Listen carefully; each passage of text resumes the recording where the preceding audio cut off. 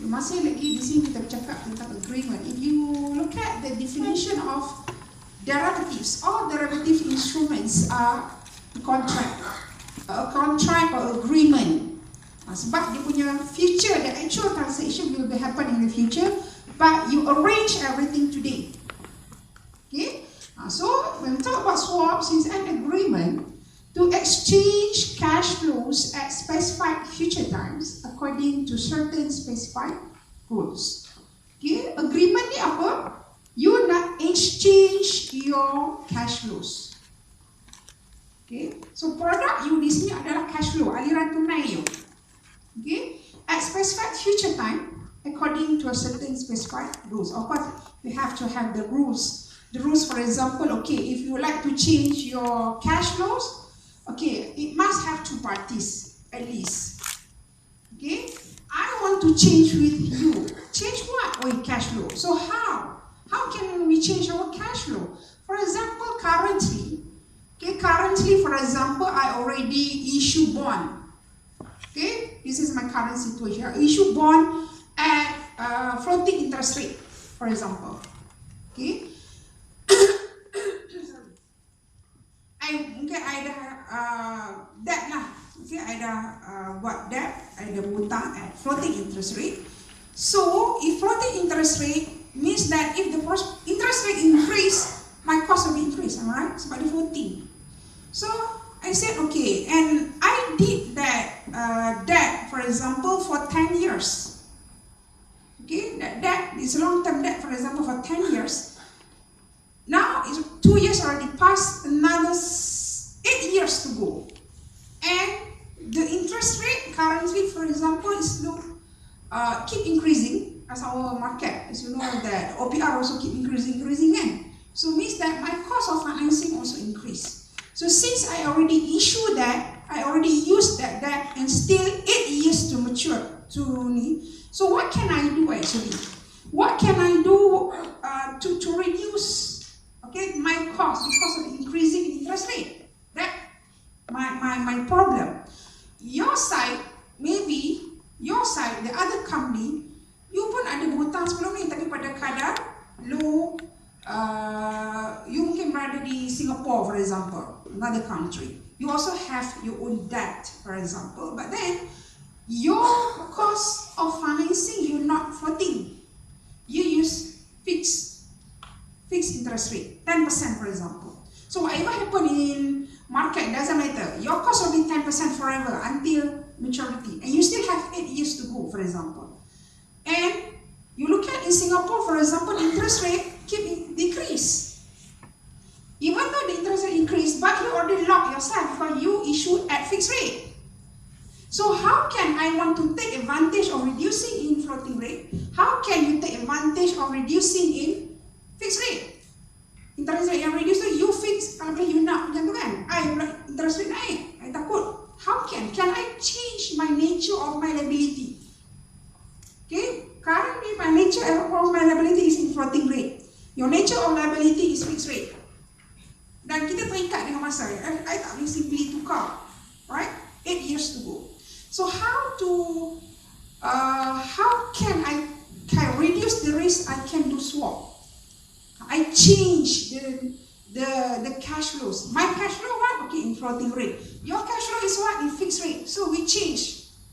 How we change is a mutual agreement between you and me. It can be the interference of the bank as a middleman, no problem. Or it can be direct between you and me. So kita pun buatlah, okay, between you and me, for example, okay, how can we do? How can we exchange our exchange rate everything?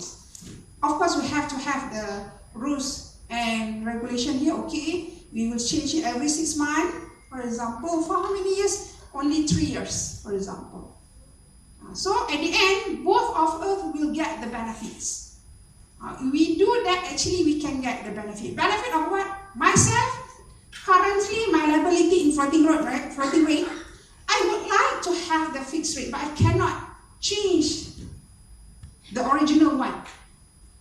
But if I enter swap with your company, actually at the end, implicitly actually my cost not floating rate anymore, it will become fixed rate. That swap can do. That we will look at today. How actually normally company lah. Individu jangan buat swaps. Normally company when it involve millions, right? Why the company actually enter swap? What the benefit they can enjoy from the swaps? Okay, from your side, for example, when we do the agreements between you and me, at the end, even though initially your cost in fixed rate, okay, implicitly when we do swap, actually your cost already changed to the floating rate. Itu that swap can do. Okay, we change the nature. Okay, the nature of your liability or the nature of your asset. Okay, sebab tu ni agreement. Tapi you dengan I kena ada lah agreement tu. Kita nak tukar apa benda. Okay, that one is a swap. So, this is the example. That one is the plain, we call it as the plain vanilla interest rate swaps. Apa yang nak swaps? You can swap currency swap, for example, you can do interest rate swap, you can do ETF swap. Any securities actually, any asset, whether it's tangible asset or intangible asset. But in our course, I just will teach you only two, which is interest rate swaps and also currency swaps. Dua benda. So at least you know something. Oh, that's swap. Oh, that is the benefit of swap. So at least you know. Not only know swap, okay, swap is an exchange, but you know what is the benefit of swaps, why the company do swaps. Okay, so ini yang kita akan tengok. So for example here, there is two company here. Okay, an agreement by Microsoft to receive. Okay, here is Microsoft to receive 6-month LIBOR. Kalau itu error, dia akan receive lah. Okay, dia akan receive 6-month LIBOR. What is LIBOR? Okay, LIBOR is London Interbank Offering Rates. Okay, sebab ibu teks ni pakai sana lah. Kalau kita Malaysia, we do have CLIBOR. Okay, Kuala Lumpur Interbank Offering Rates. Normally for LIBOR rates, normally they adjust the rate 6 months, every 6 months. Tapi kita in Malaysia, we use 3-month CLIBOR rates. Okay, 3 months CLIBOR rates. That one is interest rate. Okay, kita pakai interest rate. LIBOR rate is interbank rates. As I mentioned, normally swaps ni company yang buat, or institutional investors. Kan kita yang single-single ni yang buat. Taklah sebab dia melibatkan selalunya berkembang yang besar. Okay, okay. Back to this. And pay a fixed rate of 5%. Okay, that's Microsoft. Receive from, you can read your textbook. Dalam slides tu dia tak detail. Ini semua dalam textbook. It refers on your textbook. From Intel. Okay, Intel will pay LIBOR rate. LIBOR rate here means that one is floating lah. Whatever LIBOR rate at that time, that's the rate. Okay. In return, Microsoft kata, okay lah, you pay me LIBOR, so I pay you fixed. Okay, fixed at 5%.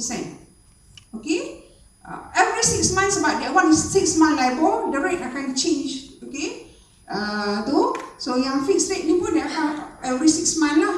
Okay, tapi yang ini by default ini adalah per annum, 5% per annum. Okay. On a notional principle of 100 millions. Maksudnya notional principle dia sama 100 million, cuma interest saja yang berbeza. Okay, cuma interest saja yang berbeza. So what happened is that one is, ini kita panggil dia punya agreement between these two party. How many years? 3 years. Okay, 3 years dia orang buat agreement ni to exchange their cash flow. So what happened during 3 years? Okay, during 3 years, there is akan berlaku exchange in their cash flow lah. Okay, selama 3 tahun. What will happen is, if you look at here,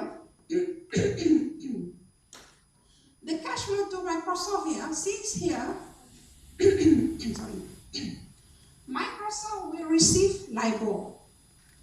Okay, will receive LIBOR. That one is LIBOR rate. LIBOR rate will change accordingly lah. Every 6 months here it will change.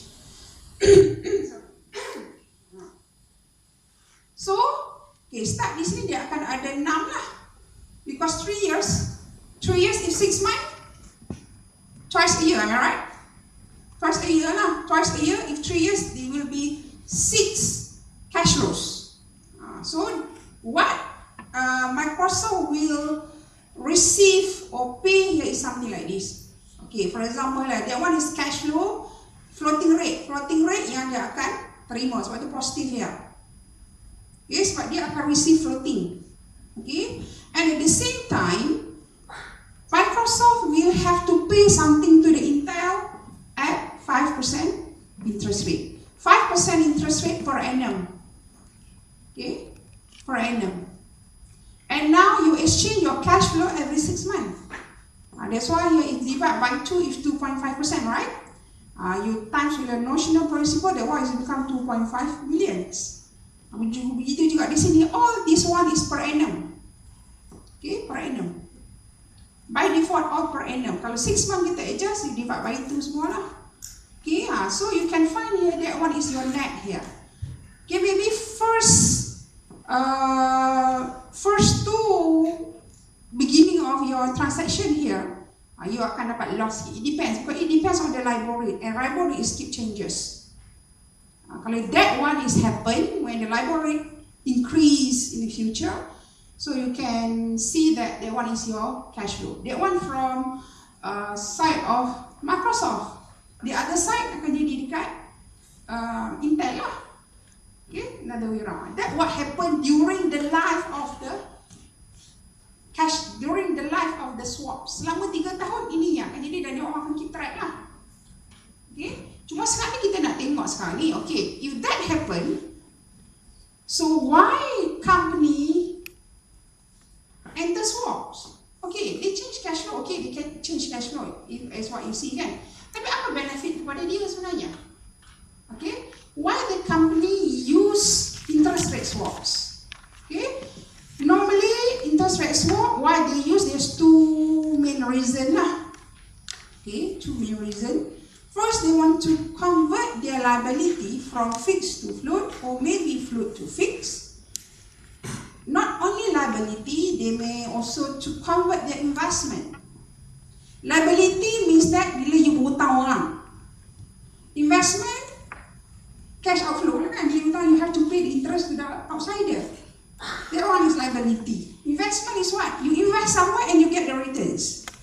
Itu beza dah. You kena beza lah. What is investment, what is liability. Okay, convert an investment from maybe from fixed rate to floating rate, or maybe from floating rate to fixed rate. Okay, that one is the typical uses of the swaps. So now we would like to see. Okay, how can we say that swap transaction between Microsoft and Intel actually can change the nature of liability from this one? Okay, how can actually? Okay, so ni balik pun pula. Okay.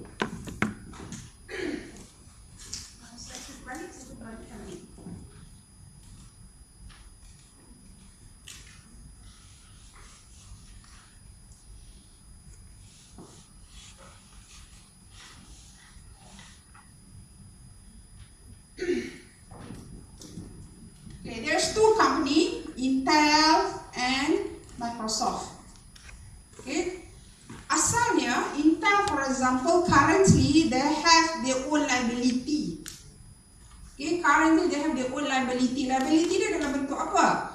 Liability yang dia duk bayar ke outsider at the moment. Okay, for this Intel, they pay to their creditors the interest in terms of fixed interest rate. That what happened. Okay, whereas the Microsoft also, they have their own liability. Okay, but their liability not in fixed rate. Okay, their liability in floating rate, which they normally pay LIBOR plus 0.1%. That one is the original one. That what happened in the company. So maybe here, to certain extent, maybe here Intel, from Intel side, now the interest rate keep increasing in the market. But then, since they already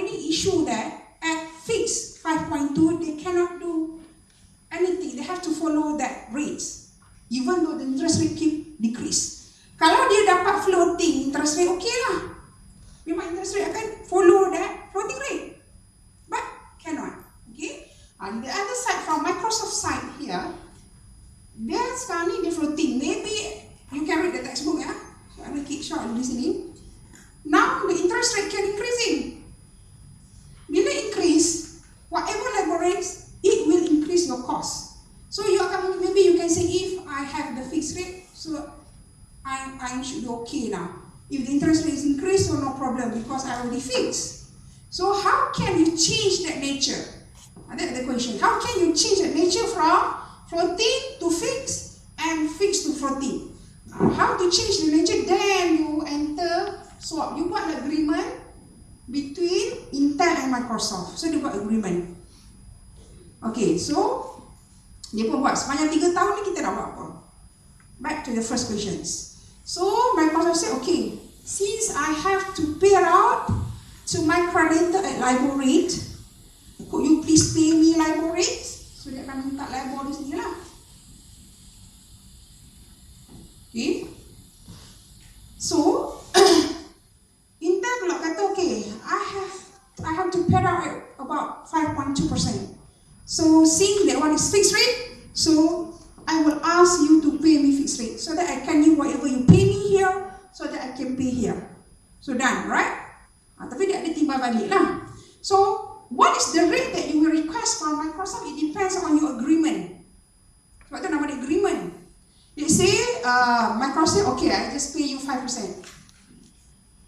Okay, 5%. That one is swap agreement. And what happened during 3 years? As what you saw before. Okay, means that there akan ada exchange the cash flow. But now we would like to look at what is the net for you actually? Okay, what is the net for you for Intel? Now let us check. Okay, from this one. Now you have from Intel perspective, you ada 3 cash flow now. You receive this from Microsoft, you paid out here, and you also at the same time you have to pay LIBOR. Okay?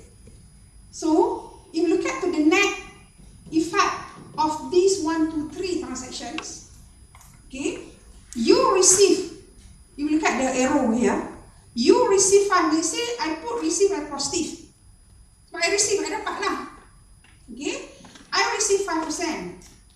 That one from swaps. At the same time, I have to pay out to the outsider at 5. Let's say I put negative here because I have to pay. Sekeluar. Okay? I paid out at 5.2%. Yang ketiga, the one is first, the one is second, and the one is third. I also paid out under swap transaction at LIBOR rates. Okay? I also paid out at LIBOR. From these 3 activities, I receive 5, but then I have to pay out 5.2. At the same time, I have to pay out at LIBOR. So what is net for me? Kat sini, net ni berapa? Berapa net dia? Hello? Kalau di sini, saya kena bayar dekat you RM5.20. Saya hutang you. Saya hutang Alif RM5.20. So saya kata, Chong, bagi kat saya RM5. Chong bayar kat saya RM5. Saya guna kat Chong RM5. Saya bayar dekat Alif RM5.20. Alright? Maksudnya saya ada extra lagi 20%, right? Hello? Yes. Sorry, saya ada terbalik. Cuma balik kat saya RM5. Yang I receive 5, I paid out 5.2. Okay? Saya dapat RM5 je, tapi saya bayar ada RM5.20. Cukup ada saya? Tak cukup 20 sen. So di sini dia ada di sini less 20 sen kan? 0.2%. Dalam case ni persen lah. Okay? Because I receive less, I pay more. But at the same time, I have to pay LIBOR. Here, I have to pay LIBOR. So I have to pay LIBOR. If LIBOR rate is 5%, for example, 5% lah. And additional on that, ada lagi 0.2% yang tak selesai lagi. So maksud dia di sini, saya punya net akan jadi 0.2%. That is net for me. Okay? Faham tak ni? Okay? So you can see here, that means by the previous slides, the use of the swap is to change the nature of liability. Before this, the nature of liability of Intel is fixed, am I right? Before they enter swaps, they pay 5.2%. But when they enter swaps, at the end, dia punya cost dia adalah LIBOR plus 0.2, which is they change the nature from fixed to float. Serupa juga dengan di sini. Cuba you kira di sini. Cuba you kira satu harga. This is 1, 2, 1, 2, 3. They say that one is number 4. Okay. From Microsoft side, what is net for Microsoft? Okay, Microsoft number 1.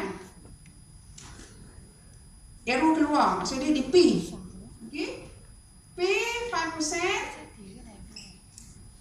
Tapi dia receive LIBOR, right? Okay, yang nombor 2 ni dia receive LIBOR.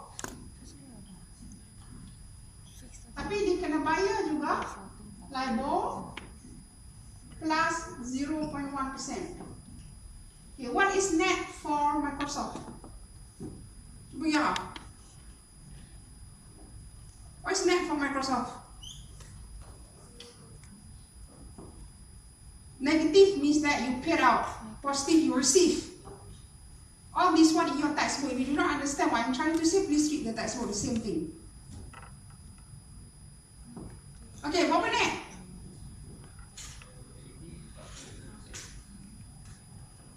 $4.9 ke berapa?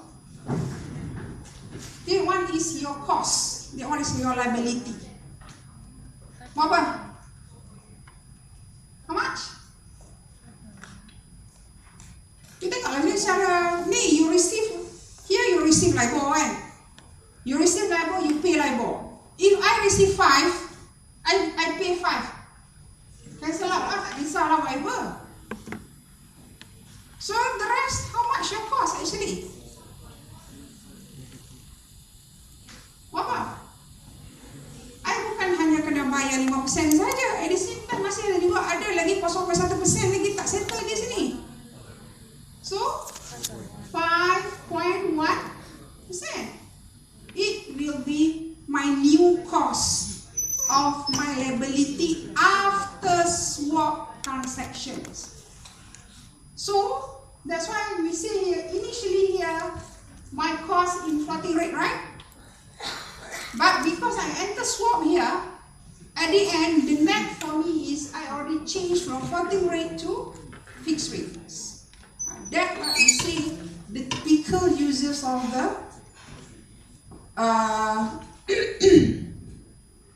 swaps to change the nature of the liability.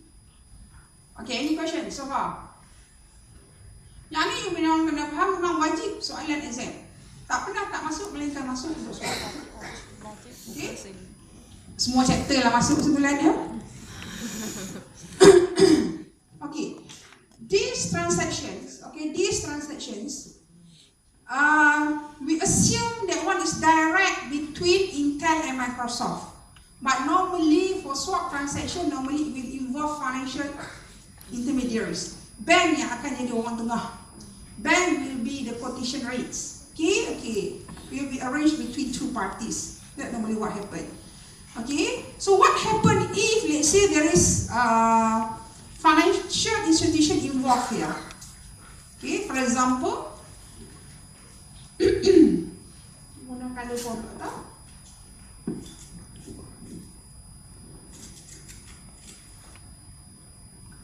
Semua benda ni ada dalam textbook kan? The same thing, you boleh baca textbook.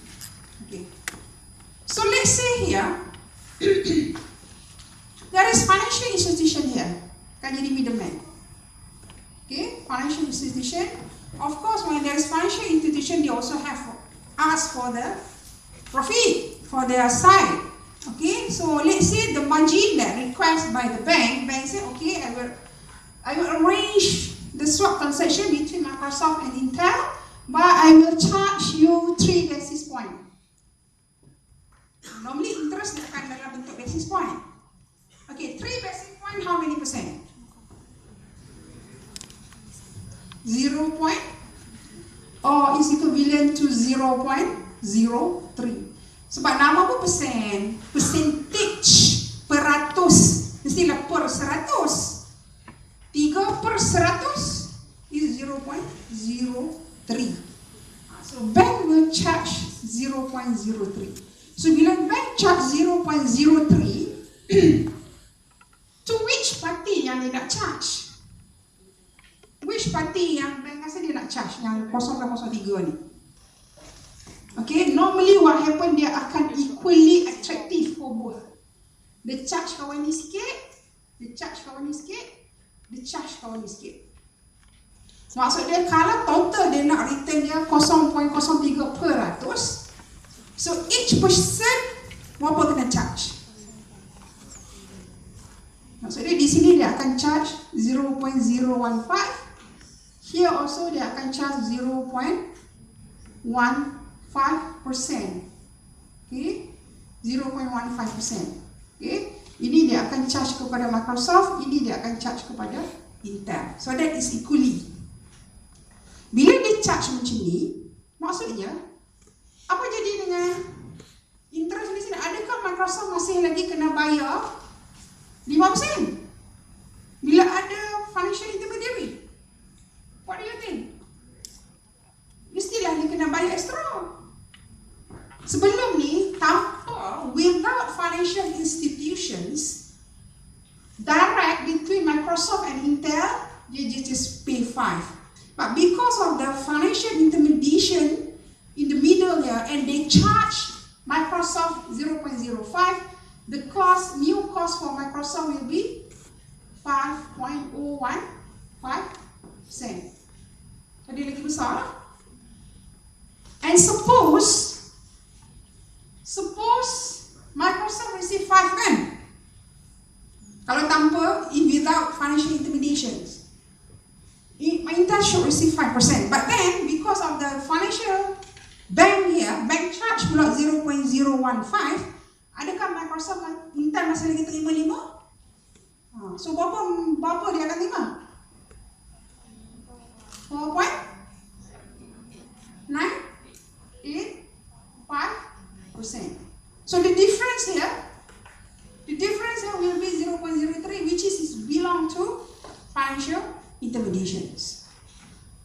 Okay, so you adjust accordingly lah. Yang ni for sure you kena adjust balik lah. Bila ada financial intermediation, di sini dia akan jadi 4.895. So sini dia kena tambah lagi lah.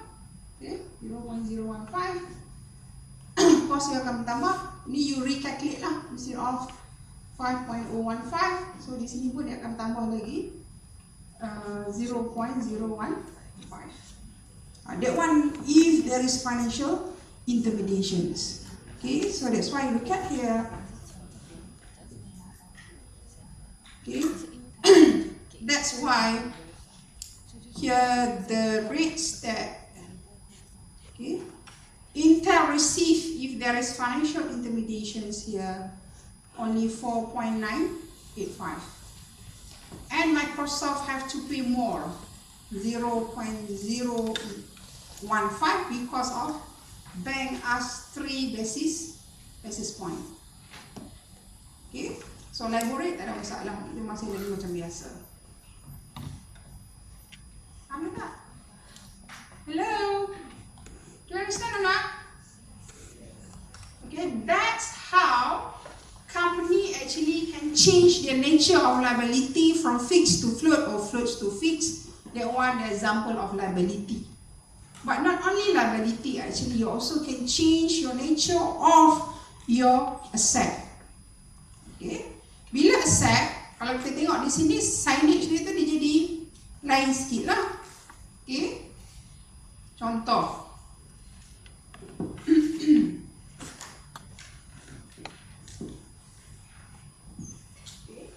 This is Microsoft. Before swaps, before swap, Microsoft receive income. Investment is income. Okay, mungkin dia melabur dekat unit trust ke, dia melabur offshore or what, and their investment will give them return about 4.7%, which is in fixed rate. Okay, and Intel on the signage here, the arrow. Kenapa arrow masuk, kenapa arrow keluar? Okay, you receive something from investment for Intel at LIBOR minus 0.2%. LIBOR can be plus or minus lah, dia macam margin lah. Okay, bila investment ni standard lah, mesti lah nak kurang. Kalau bank, bak berhutang tu you akan dapat sikit. Okay, dia akan dapat banyak. Kalau investment tu, okay, jadi like this is a normal interest rate among banks, right? That what happened. That one is before swaps. So Intel no, now they receive memang pada kadar LIBOR. If let's say the interest rate keep increasing now, kalau lah dia pada kadar LIBOR, kalau keep increase is good for Intel lah, sebab investment, faham tak? Investment is fund that you will receive. Okay, but the problem is if the interest rate down, your return also will be down sebab dia based on the LIBOR rates. Okay, another way around for the Microsoft lah. Okay, but itu fixed rate. So macam mana Intel nak change the nature of this liability from floating to fixed to take the advantage of the interest rate, and how can the Microsoft change the nature of their asset or the investment from fixed to floating? They can do that using swaps. So dia swaps lah. Swap yang tadi tu asal tu. Contoh di situ, swap masih lagi di sini. Dia kata okay, you agak-agak di sini,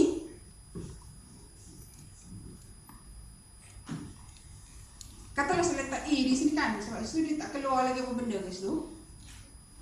Ini B. A will be float or fixed. Ni, bila dia buat agreement kan, mestilah Intel akan bayar something and receive something. A ni dia receive, dia akan receive apa? Fixed ke float? Fixed. B tu dia akan bayar. Bayar fixed ke float? Okay, logik akal dia, kalau orang kata confused kan, nak exam apa, confused. Kat mana siapa nak bayar siapa tak? Logik akal dia, Intel kata saya terima LIBOR. So if I receive LIBOR, might as well I pay you LIBOR.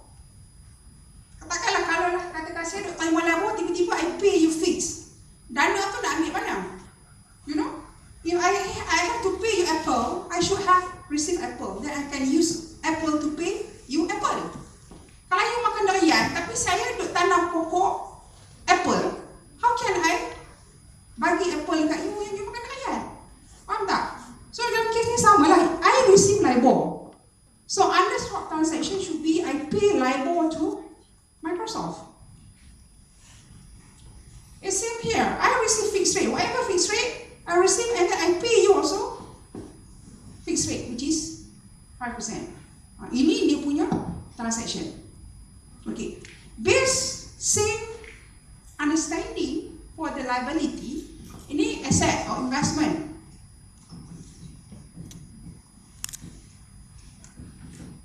Based on that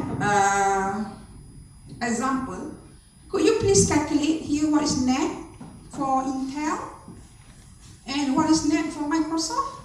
Tengok faham tak? What you get? What is net for Microsoft? The answer must be fixed rates, but you nak tukar the nature of liability. Intel adalah floating asal dia kan? From float, you akan change kepada fixed. The other side, Microsoft, fixed, dia akan change kepada floating. Can you prove that? Cuba buat. Okay, how about Microsoft? Please find the net here. Same analogy.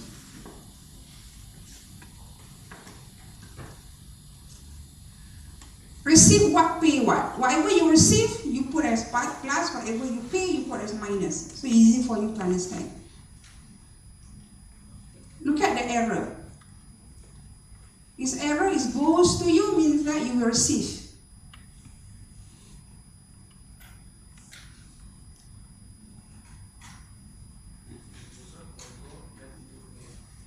Look at plus or minus. Be careful with the plus and minus sign. That one is asset.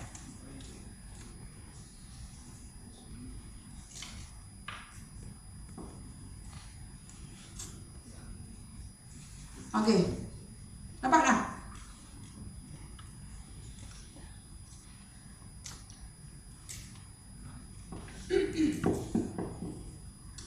A, B, C, D.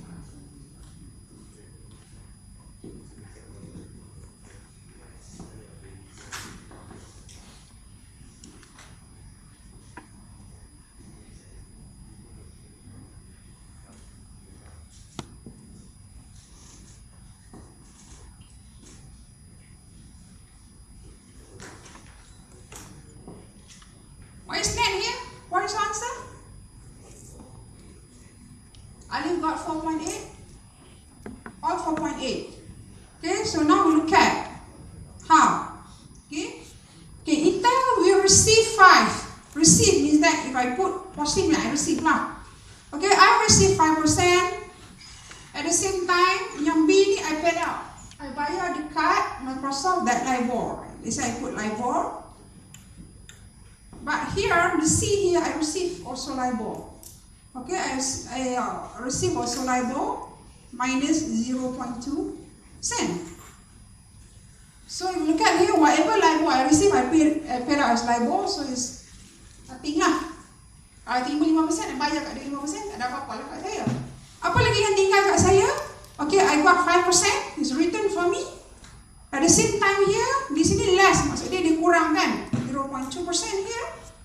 Okay, so at the end, my returns, okay, because now we talk about investment, it's about return, it's not about liability. Itu satu yang kena faham. Okay, so at the end here, from floating rate, actually, the nature of your asset or your investment here, from floating here, it already changed to the fixed rate. Understand or not? Okay, so the other side, you have A, B, D, yeah? A, B, D. So it's your net here.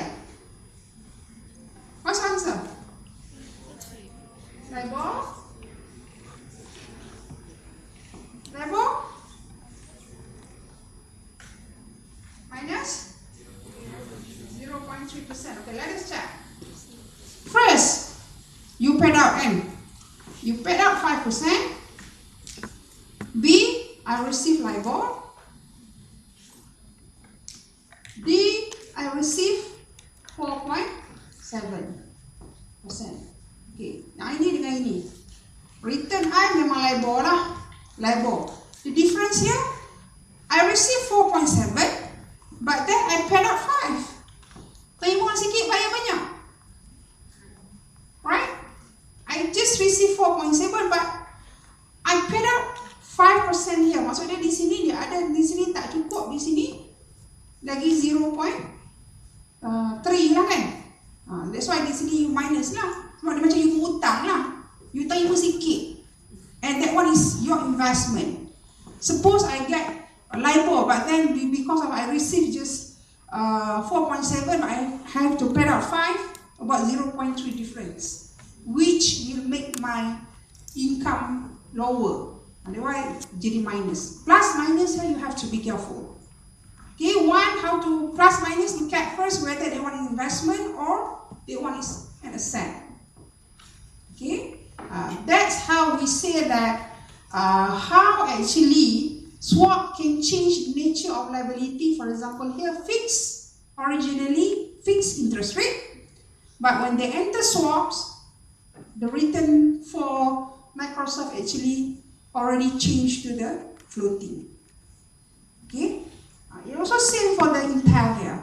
Intel originally, their asset investment, their returns actually in floating, but then when they enter swap, it become fixed interest rate. Now that one is the uses of the swaps. Okay, faham tak ni? Okay. Again, this we assume that this is direct between Intel and Microsoft. If let's say there's financial intermediation somewhere lah, okay, if financial intermediation here, let's say 3 basis point, jadi sama macam tadi lah, okay, so you can calculate what is your net, everything.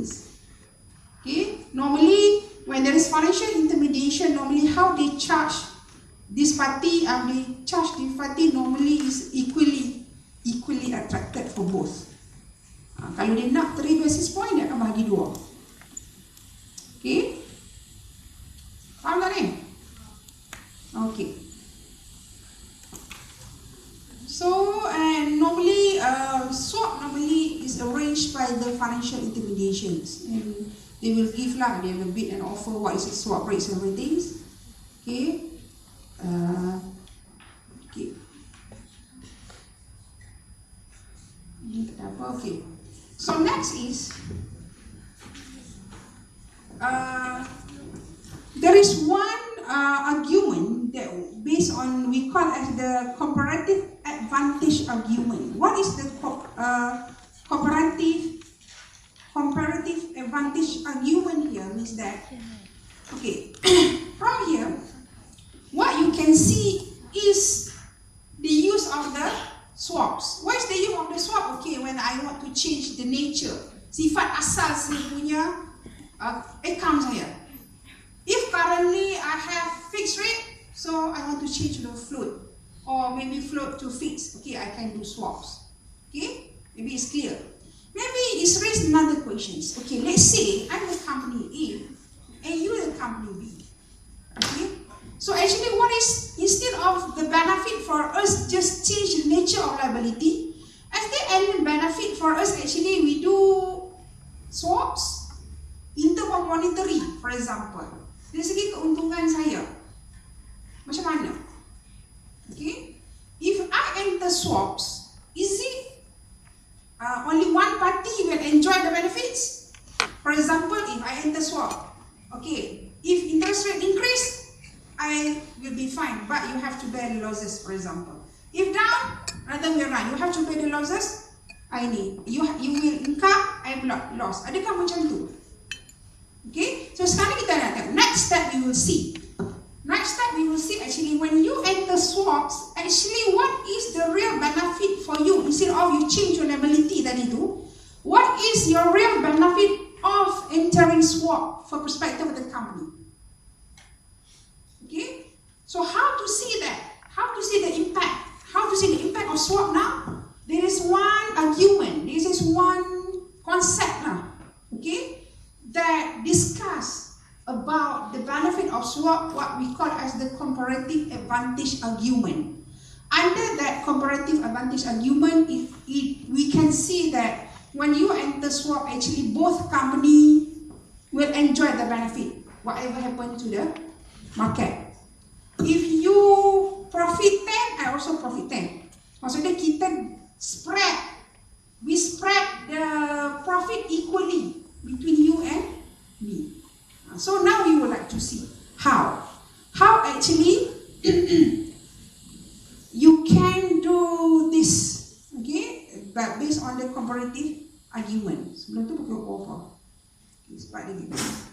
This one please pay attention.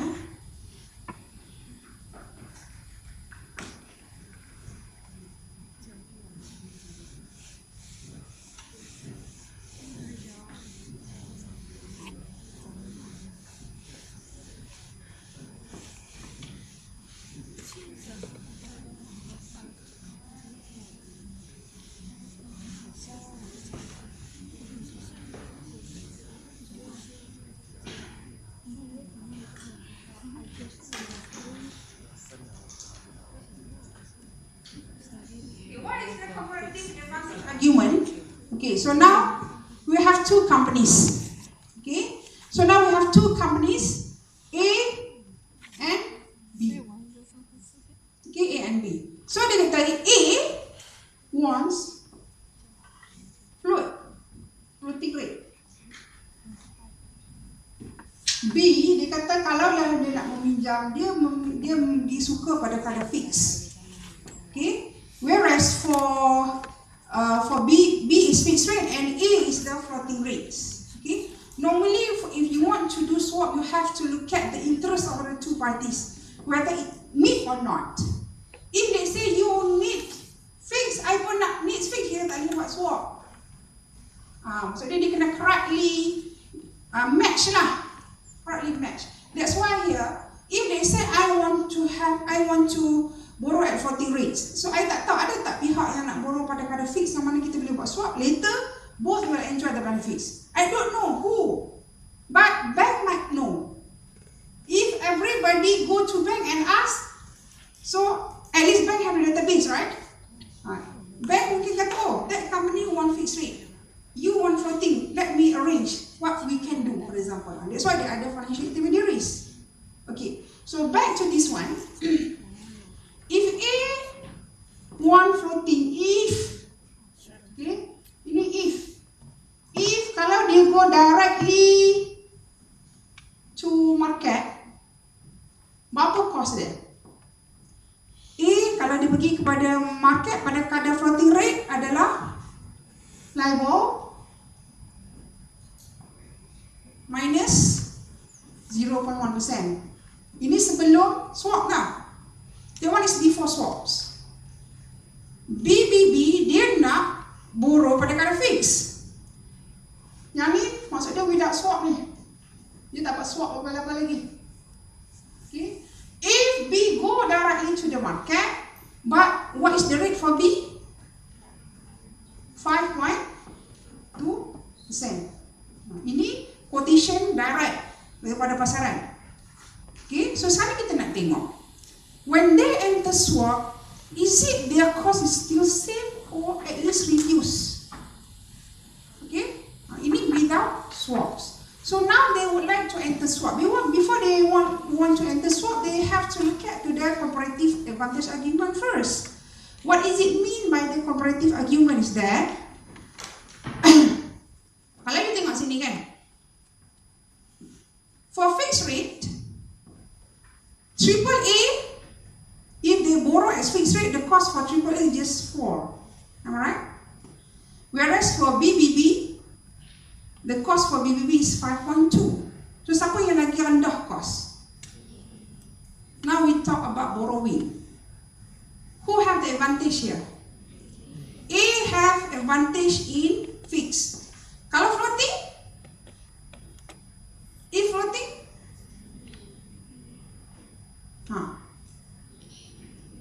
If floating, which one? A, AAA or BBB? Have lower rate than floating rate. A can borrow as LIBOR minus 0.1, but B LIBOR plus 0.6. A juga, sebab dia memang AAA. Maksudnya rating dia, that's why company have to alert with their credit rating. If their credit rating is good, which is AAA, normally the cost for them is lower than company who has BBB or BBB or what. So you tahu Standard & Poor's semua tu kan, yang credit ratings tu, it will involve with the decision of the bank. Okay, so maksud dia di sini A ni sebenarnya dia fix pun dia rendah, floating pun dia rendah. Tapi dari segi advantage-nya apa? Kalau fixed rate, if AAA borrow as fixed rate, the cost will be 4. As compared to BBB, maksud dia fixed rate for AAA, how much lower than BBB for A? 1.2 difference. I take the difference here. AAA, we know that AAA borrow fixed pun rendah, floating pun rendah, right? But how rendah is rendah? How rendah is for fixed rate 1.2%. Am I right? But for floating rate, how much the difference here between LIBOR minus 0.1 and LIBOR plus 0.6? Mathematics. Is it 0.5? Mathematics, please. What is different between here? Negative 0.1 and 0.6?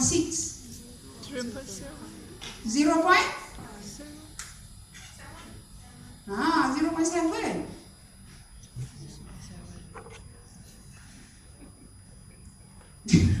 Matematik yang, cuba fikir, what is different? Kalau yang 0.1. Yang ini plus 0.6. Why is different?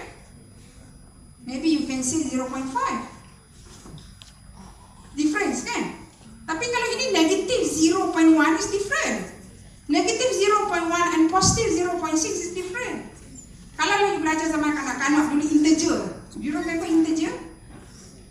Sama sekolah anda dulu tu. Kan kita selalu zaman darjah 1 kita faham the lowest is 0, right? And then actually this side is negative side, am I right? This side is positive side. Negative side is negative 0.1. Let's say I put here negative 0.1. And then 0. Positive 0.1. Positive 0.2. Sampailah positive 0.6 kat sini. Okay. Berapa jarak sini ke sini? Berapa jarak sini ke sini? Sebab dia negatif. This is 7, right? Itu maksud dia. Why you confused because of negative positive here? Kata pun kalau susah sangat nak faham, andaikan LIBOR ni 10. Andaikan LIBOR ni 10. Because LIBOR might be same. 10 minus 0.1 how much? 10 plus 0.6 how much? And then you minus. Still you can get 0.7. Cuba you cuba tengok. Betul ke tak? Katalah 10 tolak 0.1. Jadi berapa? 9.9. Tolak dengan ni. 10 campur 0.6. Dapat 0.7. Okay? Hello? Boleh? Ini selalu trik-trik lah exam macam ni. Saya kata, nampak je cara different. Okay. So this is the difference 0.7. Maksud dia AA, if they borrow as fixed rate, they lower 1.2% than B. Kalau they borrow floating, still lower, tapi lower cuma 0.7. So means that for AAA, which one is better for AAA here? Fixed or floating? Logik akal dia. I repeat. Now, AAA is okay, no problem. Whether they borrow as fixed or they borrow at float, both low as compared to B. As I mentioned, how low is low? Fixed rate, they only pay 4. But B have to pay 5.2, meaning that they pay 1.2% lower than BBB. Kalau floating, dia bayar low juga, but lower just 0.7%. So which one is good for AAA, fixed or floating? Fixed rate is better for AAA as compared to B. From perspective of B tahu whether fixed or float, both will higher than AAA. But if I choose fixed as compared to A, sebab dia pun dua pihak je, I have to pay more 1.2% as compared to A. Ini perspektif B lah. But for floating rates, I pay higher than A, but higher about 0.7%. So which one is lower cost for BBB as compared to A? Floating yang di sini. Adakah AAA nak fix? What AAA wants? AAA nak float. But then the advantage, the comparative advantage here states that A should borrow fixed. BBB, they want to borrow fixed, but if they compare with AAA, it's good for B to borrow as float. Ini kita panggil comparative argument. Faham tak? Okay? Okay. Now, apa kita tengah buat sekarang? What we're doing now, we would like to see the benefits of swaps for both party. Okay, A and B. So, how to see the benefits? We can see from perspective we call as comparative advantage argument. Apa maksud dia? Maksud dia, for example here, A wants to borrow floats. B wants to borrow fixed. But before they go to the market, that one is the rate for them without swaps. Then maybe they would like to see, can we at least reduce the cost if direct from the market? Maybe. But before that, they have to compare first. Tengok, ada advantage tak rate between these two parties. Then they pun compare. A kata, if I borrow fixed, I pay lesser 1.2% than you. If I borrow as float, I also pay lesser but just 0.7. Means that saya advantage di fixed lah kan. Sebab saya bayar kurang 1.2% daripada 0.7 tadi tu. So, A ada advantage pada fixed. Tapi A tak mau fixed. A wants float. B, advantage in floating, but B don't want floating, tapi B want to fix. Then that one you can do the swaps. So now next step is we would like to see what is the benefits then. How much the benefits. Okay? So it seems like here, if you draw the apa nama? Diagram tu, dalam exam sometimes diagram kena lukis, sometimes tak payah. Sebab sebenarnya nak lukis diagram tu bukan senang. Okay? Tapi tak apa, tak masalah. So, we try to understand now. Okay, there is two parties, A and B. B ada advantage ni apa? Lister dia kata if compare to A and B.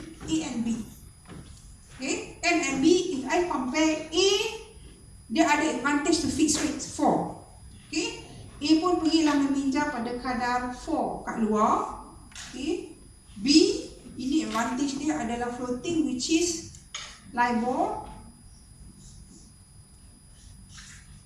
plus 0.6. Okay, and then they put enter swaps. Bila dia enter swaps, before this, kan di sini apa yang B kena bayar dekat A, apa yang A kena bayar dekat B. Okay, B will pay up to the outsider, for example, LIBOR at 0.5. What do you think B will request from A? Floating or fixed? Logik akal floating lah. Okay, floating maksudnya LIBOR. Whatever LIBOR rates, okay. Since I have to pay up at LIBOR, pay me LIBOR. Since I have to pay fixed rate, pay me fixed. The question is here, how much should I pay you, A? A nak jawab apa? A kata, kita lagi apa? Okay, how to calculate this? Okay, back to this one. Nah itu. So now, macam mana saya nak buat? Okay, saya sambung kat sini. Tak cukup papan kitab. So now you look at here, the difference in fixed rate is 1.2, right? The difference in floating rate is 0.7. What is different between these two difference? 1.2 and 0.7. 0.5%. And that 0.5% we call as the benefits for both parties. This is the benefits of swap for both parties. Ini for both. Both parties will have the benefits of 0.5% swaps. Okay, from this cooperative advantage. So, jadi kalau dua-dua 0.5, for sure they will normally what happen, they will split into two. Means that,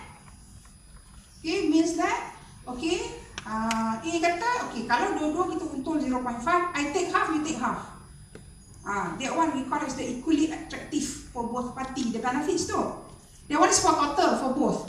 So means that A will receive how many percent? 0.25%. And B also will enjoy 0.25%. Ini dia akan equally attractive for both parties. Okay, that one A, that one for B. So what is the effect here is here.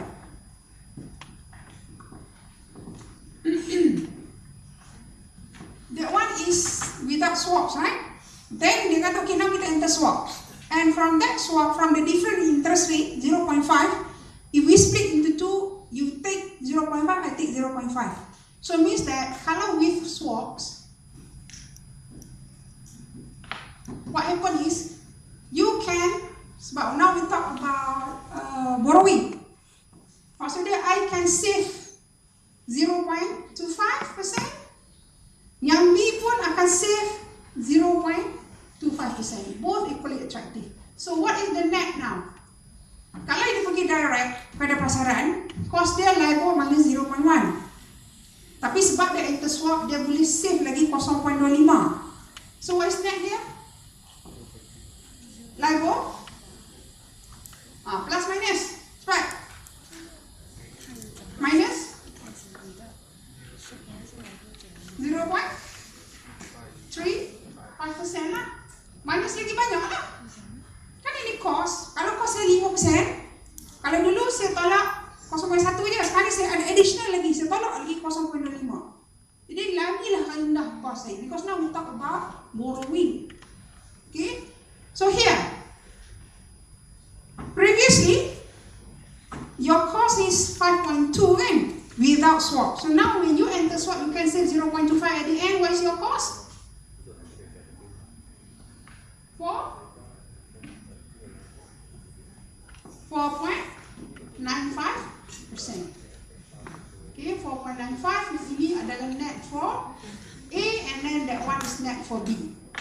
So daripada jawapan sini, so you can determine how much the fixed rate here. Okay.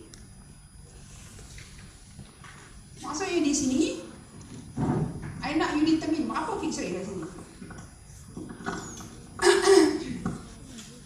So there is 1, one is 2, that one is 3.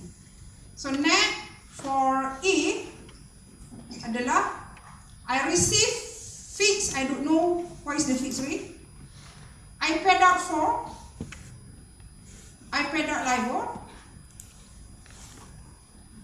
At the end, for A is what? LIBOR minus 0.35%.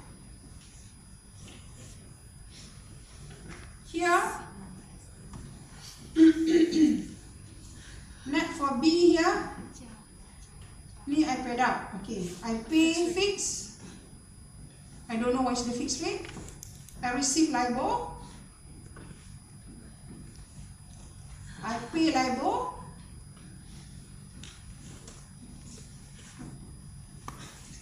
So the net for me is 4.95. Can you determine what is the value of A here, for example? What is the A here? You should have the same answer lah. Fikir, tengok. Apa? What is the answer then? Kalau you tengok di A, dia susah sikit sebab dia ada LIBOR kan? You buat di B dulu.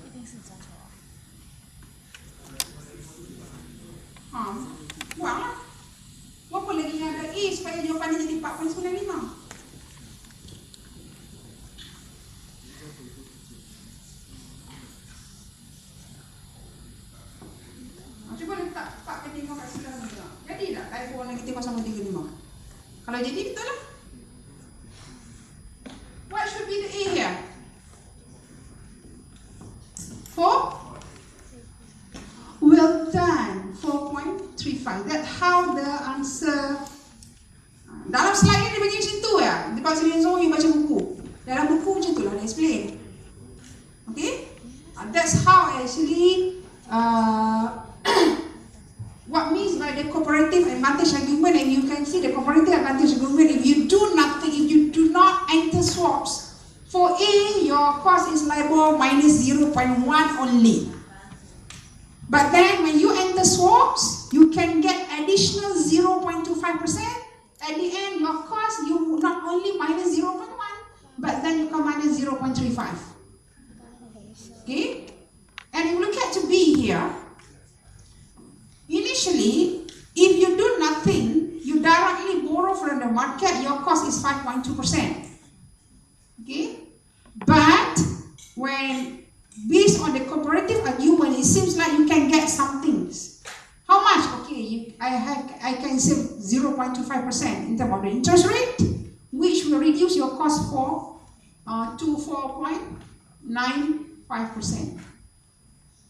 Okay, ini semua saya nak explain macam mana dia dapat A itu sebab dalam slide itu suddenly dia bagi 4.35. I strongly believe you will ask me, why 4.35? That's how 4.35 is appear here. As I mentioned, in exam, sometimes yang bawah ni is not a must lah, kecuali ditanya dalam soalan tu dia kata draw. Draw. Kalau kita tak draw, tak payah draw lah. Okay, normally in exam, what the question will be? Okay, they will give you like this, for example. Okay. Finds what is the benefit for both party. Okay, from the, nanti kita tengoklah soalan exam, I akan bagi dekat you at the end of the slides, is the example. Okay, that one is the comparative advantage argument. We would like to see what is the impact or the effect of swaps for your company. So di sini kena tengoklah kalau ada function elimination ini you boleh tengok balik. Okay. So far, any questions? Hello?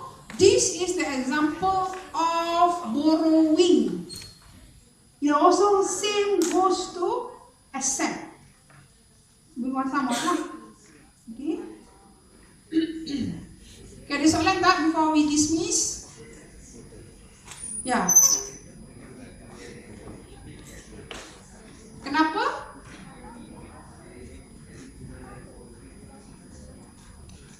This, ni? Yes. Why your friends ask why BBB go for LIBOR plus 0.6? Because this is comparative advantage. Dalam argument based on this, sebenarnya if you read the textbook, that one is not the only way. Actually, dia banyak cara. Salah satu cara nak tengok benefit of swaps, comparative advantage. I teach you only this one. The next one you boleh baca kalau you berminat. I taklah teach you semua, terbalik tu saja. Okay? So bila you buat di sini, dia nampak advantage di sini adalah as I explain, AAA patut borong kat fix. BBB dapat advantage dalam bentuk floating. That's why they go for that rates based on the market rates. Okay? And then now they enter swaps lah kat situ. Then they can enjoy the benefit. That's how the 4.35 is appear here. Okay? For better understanding, for better explanation, please read the textbook. The same thing actually. Okay? The same thing in textbook. Cuma slide dia bagi bar macam tu saja lah. Okay? Apa dia? Apa dia? Apa yang tinggi? Floating tu, B ni bukan nak minjam pada kadar float. Asal dia B nak minjam pada kadar fix 5.2. Cuma advantage dalam tu dia kena float. Kita nak tengok net dia. Okay, you baca di sini apa yang dia nak. B ni bukan nak float, dia nak fix. Cuma fix dia, kalau BBB dia go direct to the market 5.2% tanpa swaps. Tapi bila dia enter swap like this, cost dia bukan lagi 5.2, cost dia cuma 4.95 sahaja for BBB. Okay, that's okay. Any other questions? Please have a look on this. Okay, next class we will continue. If you do not understand, you can still ask me in next class, and we will continue with the currency swaps. The one is interest rate swaps.